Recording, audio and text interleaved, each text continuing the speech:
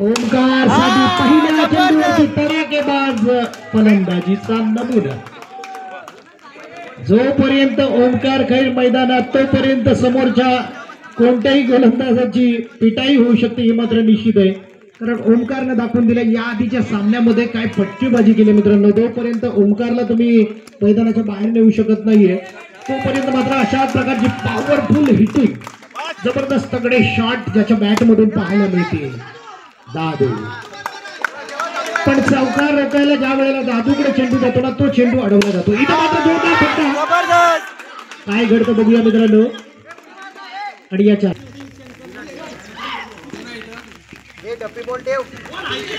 शंकर समीर दादू जयेश एक चांगलं कॉम्बिनेशन आहे. हो पुन्हा एकदा ओंकार खैरला थांबवणं खूप कठीण आहे. बरोबर आहे. आज मित्रांनो पहिल्या सामन्यामध्ये उपलब्ध नव्हता त्यानंतर आल्यानंतर तो लगातार टॉप गिअर थांबलाच नाही कधी. लगातार पद्धतीने चौकार आता ही बाजू करताना या वेळेला शंकरला या सामन्यासाठी आपण पंच म्हणून नाना विचारे आदरणीय परेश शिवादा टाकळे आणि यावेळेला मात्र एकच धाव पूर्ण केली जाणार आहे. आणि बापू टाकळे असतील DSC प्रीमियर लीगचे पॅन्थर्सचे आदरणीय कदम सर असतील या सर्वांचं योगदान पण पुन्हा पुन्हा ज्यांची नावं घेतो मित्रांनो एवढ्यासाठी कारण अशा प्रकारच्या क्रिकेटच्या मोठ्या स्पर्धा संपन्न करण्यासाठी ज्यांचं सिंहाचं योगदान आहे. एक सिंहाचा वाटा आहे. बंटी दरम्यान या ठिकाणी षटक फेकण्यासाठी सज्ज होतोय. बंटी होडे हो हो हो या वेळेला मात्र तगडा शॉट मारायचा आहे. हो अपील केलं जातंय बघायचं काय होतंय. विनय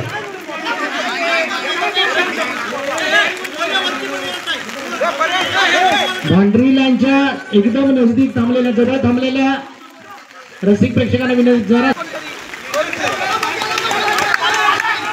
विनयसाठी चेंडू बंटीचा या वेळेला मात्र चेंडू जातोय सरळ सेवापा. धाव संख्या होतीये ती 21. विनयचा तगडा शॉट पण इथं मात्र जागृष्टेची जबरदस्त फिल्डिंग. नादच करायचा ना आतापर्यंत ज्या वेळेला चेंडू जागृष्टेच्या दिशेने गेला तो चेंडू अडवला गेला. इथं मात्र जबरदस्त चेंडू शंकर धावून येतोय. चेंडू अडवला जातोय. पुन्हा एकदा बंटी थोडे चेंडू फेकण्यासाठी सज्ज. जोरदार फटका पण इथं मात्र विनयच्या बॅट मधून निघालेला आकर्षक फटका आणि धाव संख्या होतीये ती 25. दूरला पाहिजे पण जोपर्यंत ओंकार असणार आहे 70 धावा निश्चितच. शंकर काय करतो बघूया. मारायचं आणि इथं मात्र तू टोलवणार सीमारेषे बाहेर जाणार. पुन्हा एकदा शंकर हो बघा या वेळेला मयूरला मारलं पाहिजे. चेंडू अडवला. चेंडू कसा का होईना पण अडवला. अडवणं महत्वाचं आहे. चौकार रोखणं महत्वाचं आहे आणि इथं मात्र एकच धाव मिळणार. तिसरं षटक चालू आहे. आपण पाहतोय 32 म्हणजे 30 धावा धावपलकावर लावण्यात आतापर्यंत यश मिळतंय. अजून 2-3 चौके जर या चौकार जर या चालू षटकामध्ये बसले तर मात्र 50-56 धावांचं आव्हान निश्चित देऊ शकतो तो मोरिया हा संघ. शंकर एक चांगल्या प्रकारचं क्षेत्ररक्षण मात्र ओमकार कडून तगडा असं जबरदस्त आव्हान देण्याची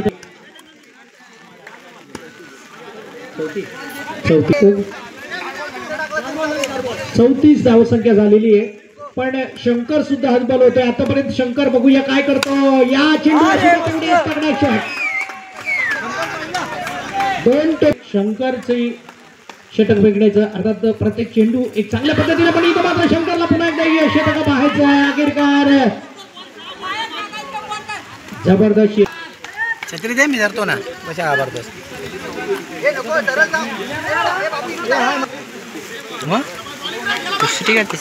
काय म्हणतोस समीर या वेळेला काय घडलं बघूया मित्रांनो. बरोबर मस्त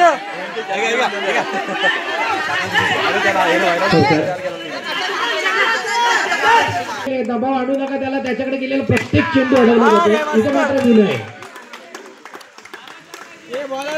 धाव संख्या ती 46. आदरणीय रामशेठ मोरे यांचं या ठिकाणी आगमन होते. निश्चितच आयोजकांकडून म्हणजे टीम मराठी शाळा ग्रुप कुत्रेच्या वतीने आपलं मनपूर्वक पुन्हा एकदा हार्दिक स्वागत. आपण या सामन्याचा शुभारंभ करून या ठिकाणी दिला. दिवसभरच्या पावसामध्ये उत्तम प्रकारचे सामने या ठिकाणी संपन्न झाले. या ठिकाणी मात्र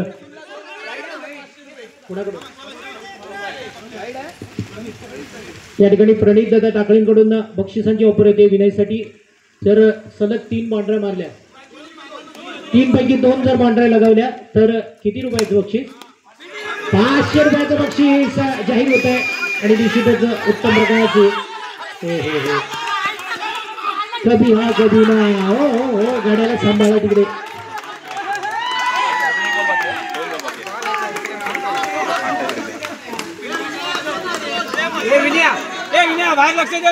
विनयसाठी ऑफर आहे. बघूया ऑफर स्वीकारली जाते का? नाव संख्या आहे 51. वाईट चेंडू घोषित केला आहे. समीर वरती थोडस दडपण येतोय, दबाव येतोय. हो हो हो या वेळेला मात्र चेंडू नीट समजत नाहीये विनयला, पण समीर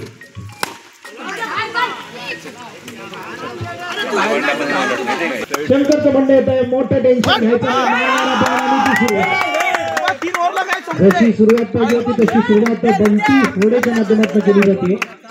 नितेश आणि बंटी ही जोडी अशी आहे मित्रांनो, जी जोडी एकदा का जमली म्हणजे आपण विस्फोटक फलंदाज पाहिलेली आहे. या जोडीने जर 1-2 षटकामध्ये जर जमवून दिली धावसंख्या तर मात्र खूप कठीण. बंटी या वेळेला काय करतो बघूया. सार्थक आणि शुभम कुणी चेंडू अडवायचा हे मात्र या ठिकाणी ठरवलं जाते. हो बंटी, पण या वेळेला मात्र एकच धावसंख्या होती ती 5. ओमकार खैर स्वतःच्या अंगावरती जबाबदारी घेताना इथं मात्र काय घडतं बघूया. सार्थक खैर मात्र चेंडू सफाईपूर्वक घडवला जातोय आणि निश्चितच पुन्हा एकदा ओमकार खैरच्या हातामध्ये चेंडू दिला जातोय. इथं मात्र काय घडतं बघूया. विनय चांगल्या प्रकारची किपिंग करताना एक दर्जेदार सामना आपण पाहतोय मित्रांनो. आतापर्यंत 52 धावा जमवण्यात यश मिळालं. जिंकण्यासाठी 53 धावांचं उद्दिष्ट आणि इथून मात्र काय घडतं बघूया आपण. या वेळेला मात्र चौकार धाव संख्या होतीये ती एक वेगळंच टार्गेट मनामध्ये सेट केले. आणि इथं मात्र मितेश गोलंदाजीसाठी सज्ज होते. समोर मात्र आव्हान असणारे तो नितेश शिर्के. नितेश आणि मितेश त्या ठिकाणी पहिल्या षटकामध्ये धावसंख्या येते 9. जिंकण्यासाठी 53 धावांची गरज आहे.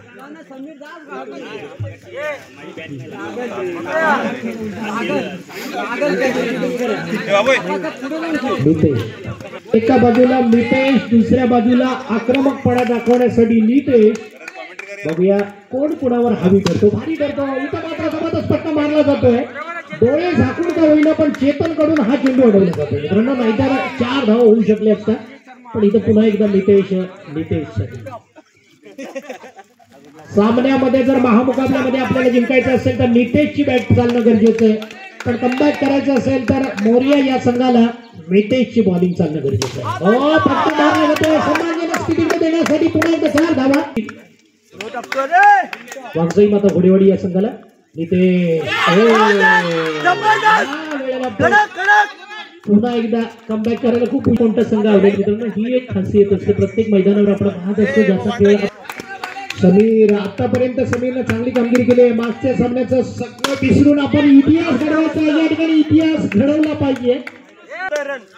इतिहास घडवावा लागणार कारण इतिहास घडवणारी माणसं कधी इतिहास विसरू शकत नाही आणि इतिहास विसरणारी माणसं कधी इतिहास घडवू शकत नाही. असा इतिहास घडवायचा आपल्याला. एकदा एक निर्धाव चेंडू टाकतोय तो नितेश मैदानाच्या बाहेर गेल्यानंतर मित्रांनो इथं मात्र थोडासा निराशजनक कामगिरी. पण समीर ज्याच्या बॅट मधून आकर्षक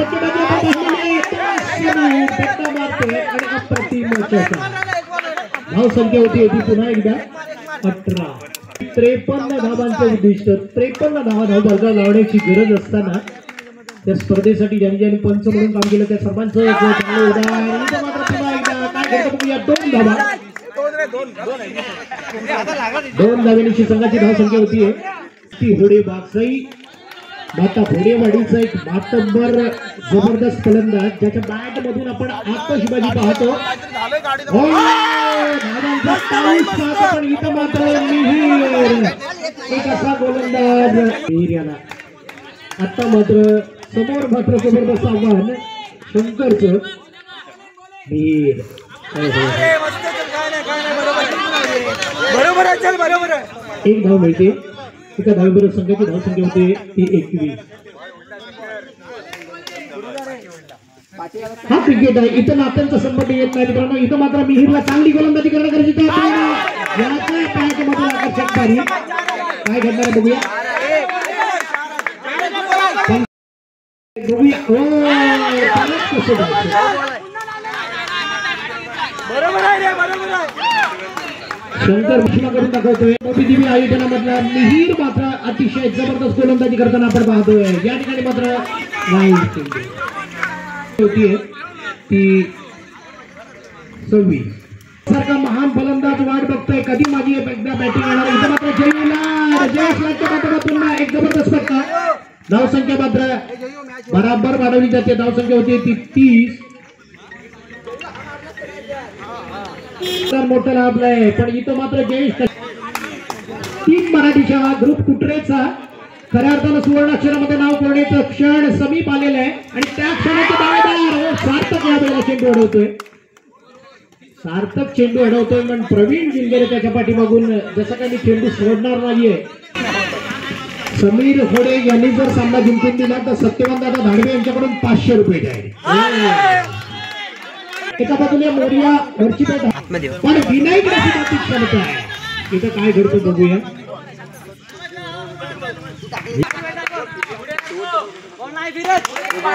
विश्वास इथं मात्र पुन्हा लूप कुटरे यांच्या वतीने भव्य दिव्य अंडरआर्म बॉक्स स्पर्धेचा अंतिम प्रसंग ज्याचा शोध या ठिकाणी चालू आहे. दरम्यान एक धाव तो पूर्ण केली होती. धावसंख्या होती 35.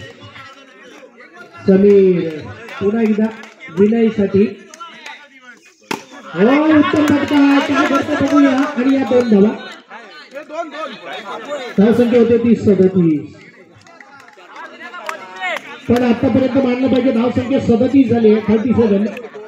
खरं म्हटलं तर ओंकार खैरला मानलं पाहिजे. ओंकारनं 30 धावा स्वतः वसूल केल्या आणि त्यानंतर मात्र एक मोठं आव्हान या ठिकाणी समीरची बॅट चालली जाते. पण इथं मात्र झपाट्यानं क्षेत्ररक्षक चेंडूवरती एकत्र येताना आपण पाहतोय. या वेळेला मात्र चौकार जाते चेंडू. धावसंख्या येते ती 41. जिंकण्यापासून खूप मोठं अंतर तयार होते.